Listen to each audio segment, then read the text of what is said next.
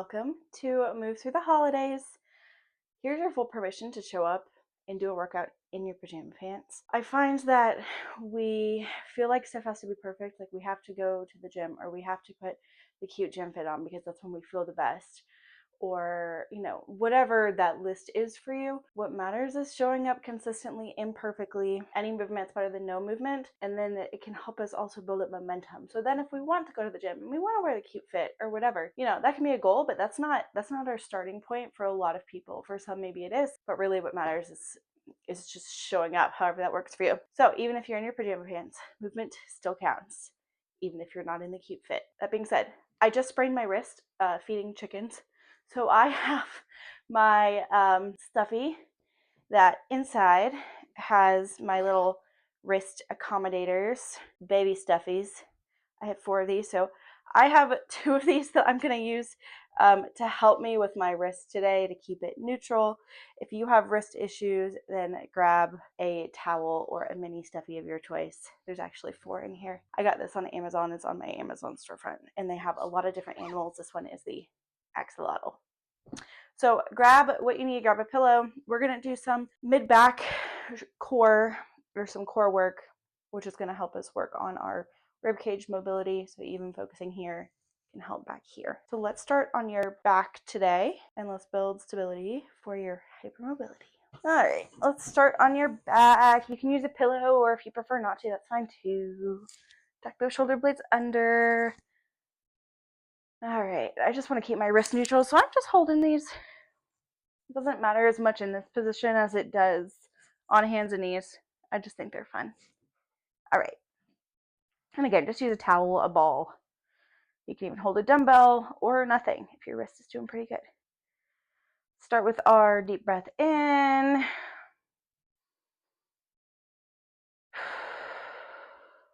Blowing out. Relax your shoulders. Let's focus on taking the tension away so we can add it back safely. So I'm going to just do a little wiggle here.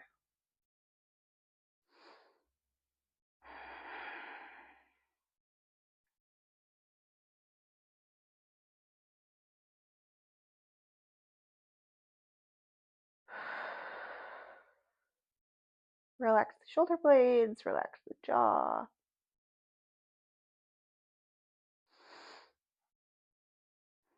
Shouldn't be a forceful breath. It should be kind of an open breath, more like a yawn, gentle. All right, we're gonna take that breath again. Breathe in. As you blow out, lift 1 foot like an inch, flex your ankle, and then come up. When we do this, the leg that's staying down is pushing into the ground a little bit, just like with our bridge position. Not to bring our hips up, but to help stabilize our pelvis. Breathe in. As you blow out, push through the right leg, lift the left foot an inch, couple inches maybe. Right, so we're thinking of releasing the tension as we go down. As we blow out, we are kind of pulling up a little bit, right? We're not really sucking in, we're just kind of pulling up our pelvic floor. Let's see. To create a stable surface to move our leg off of. If we're not doing that, our back comes up and it just becomes a lift versus an intentional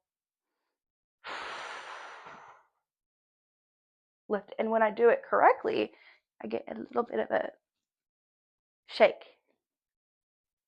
Versus, I could do this all day. Versus breathe in. Shoulders.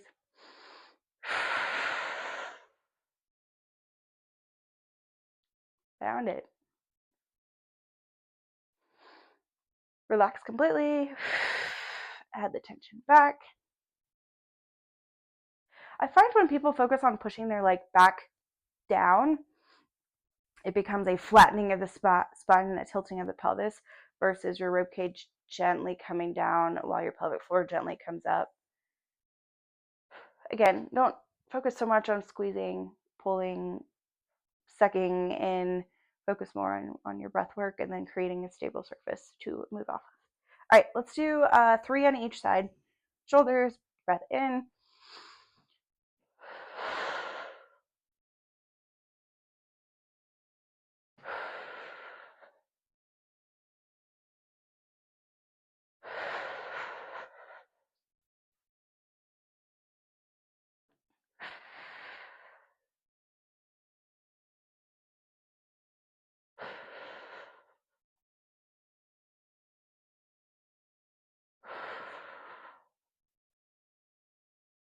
I think that was 3.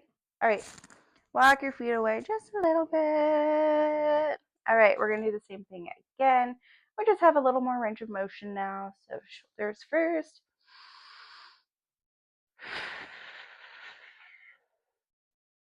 So I'm gonna come up a little higher to about 90 degrees. I don't want you up here. It should just kind of be here. You should feel a little bit of work happening here.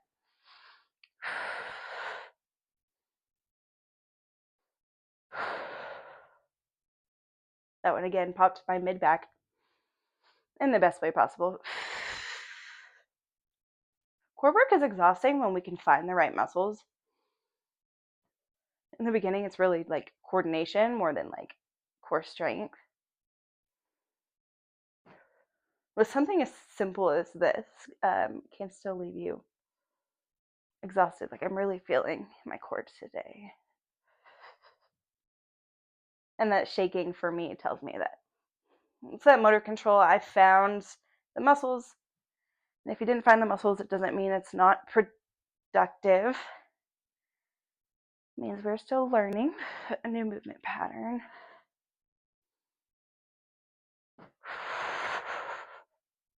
All right, I'm gonna give my abs a little break. We're gonna come down. I'm gonna hold my arms up. Did you hear that jaw pop? All right, we are going to tuck your shoulder blades under. Again, you don't have to hold anything for this. I just think these are adorable. So breathe in. Let your shoulder blades come back a little. As you blow out, press your shoulders up towards the ceiling a little. So where people go wrong here is it becomes like this overextension. Keep that shoulder blade still kind of tucked under. It's this small of a movement. So we're just taking that rib cage or that shoulder blade and pushing it up against the back of the rib cage by pressing forward. And by incorporating our exhale with it, we're kind of pulling these muscles in, create a stable surface to move off of. That's it. We are working these muscles here. And we're going to do 8 on each side. Here we go. Breathe in. Relax your shoulder blade completely. Blow out.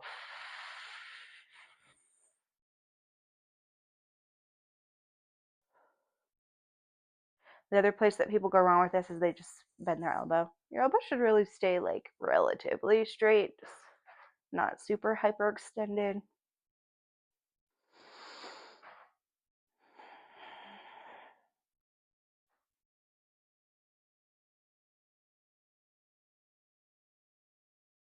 All right, other side. Tuck the shoulder blade under. Breathe in.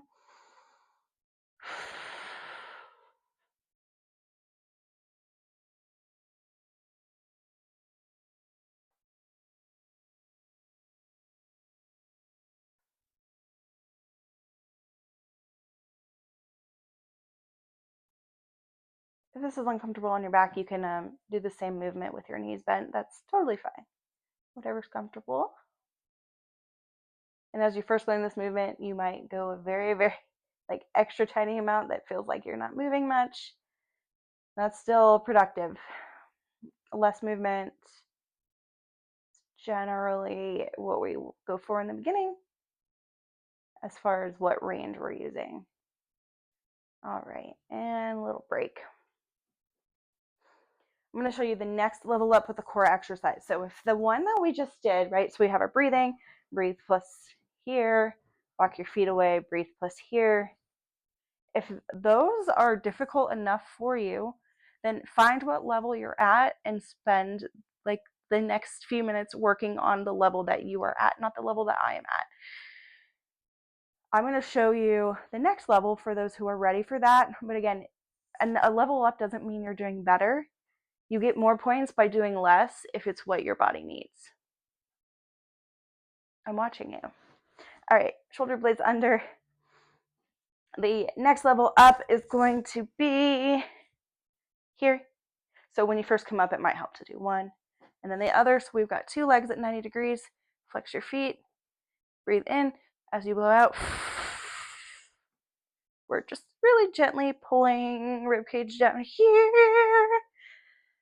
And when we get the shakies, we know we found it, and we are breathing and feeling all the core work. If you feel it in your hip flexors, you may need to go back to the level before this, or you may need to take a break, or maybe your legs are up or down too far, and we need to find the middle ground. Usually, like, if you come here, you won't feel a lot. Keep your feet flexed, pushed away a little, and then there's a certain point your core kicks on. That's where we want to hold this movement. And we're breathing, and it's getting hot in here. When it gets to where it's really just your core or just your hip flexors, it means it's time to take a break. Give yourself a little rest, and then we'll do it again. So again, spend time. Those are your options right now. Breathe in plus march, breathe in plus big march, or hold at the top. Every one of them you should feel here. If you don't, go back a level. You still may not feel it there today, and that doesn't mean you're doing it wrong. It means our bodies are learning, and it takes repetition before these things click. The more you work on it, the more. All right.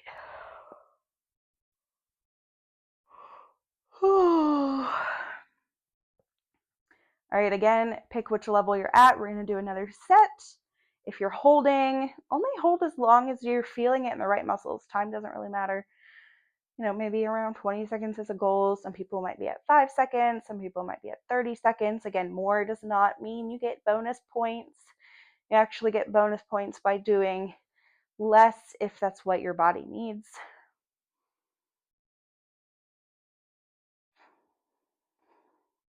Especially for us overachiever perfectionists.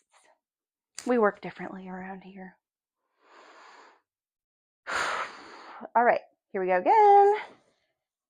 Shoulder blades, and let's see.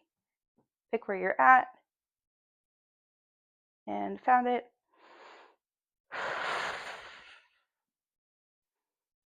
My neck, I want to make sure it's not like way up here. It's just neutral. It doesn't have to be down either. It can be supported by a pillow. That's another thing I've found with this one. If you have trouble finding your core, really elevate your head. I mean, you can come up pretty high with a pillow and just keep your neck supported, because these have a big connection all the way down, and we can find the right muscles that way. An incline works really well too. If you get a headache after doing core work, I would also suggest starting on an incline and then gradually working down to a flat position.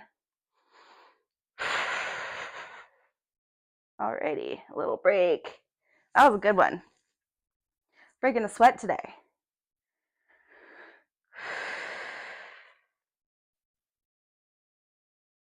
Alrighty.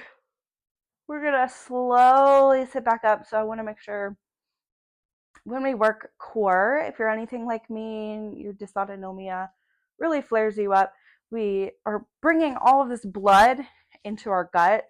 And when you have lower blood volume and then we sit up, sometimes that postural headache can be a little bit more worse, or a lot worse.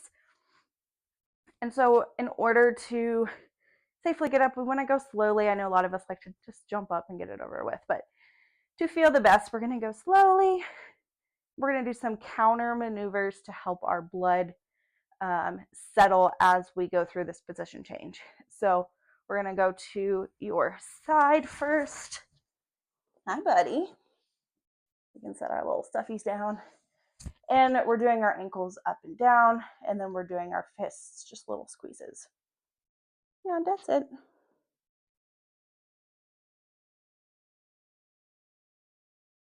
Gentle, small range of motion. We're not like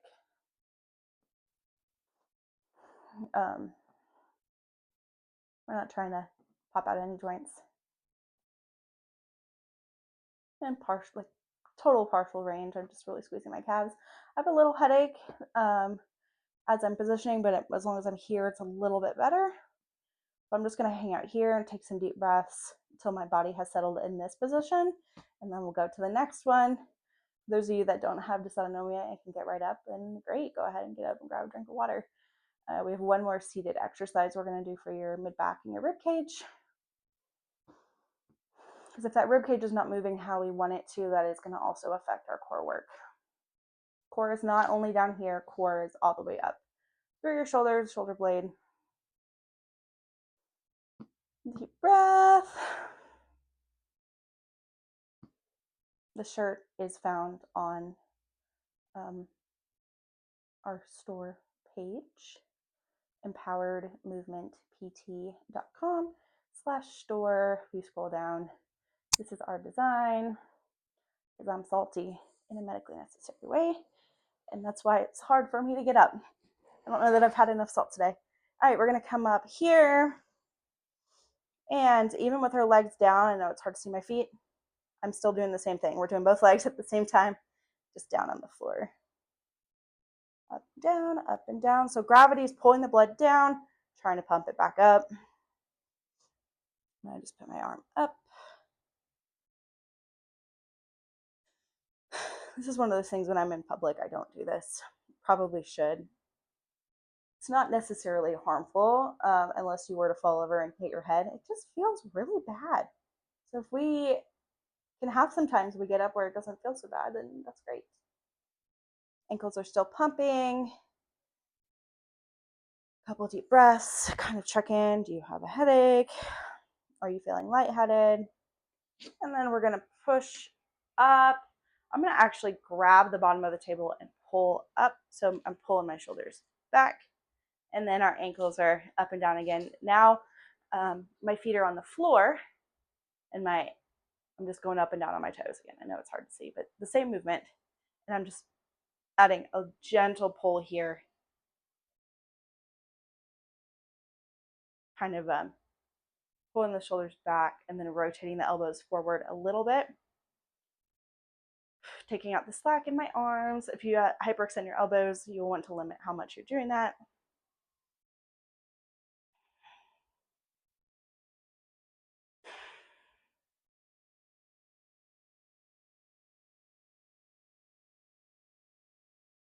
Arms up, squeeze, squeeze, squeeze, squeeze, squeeze, squeeze. And scoot all the way forward. If you are, let's see, actually, if you're on the floor,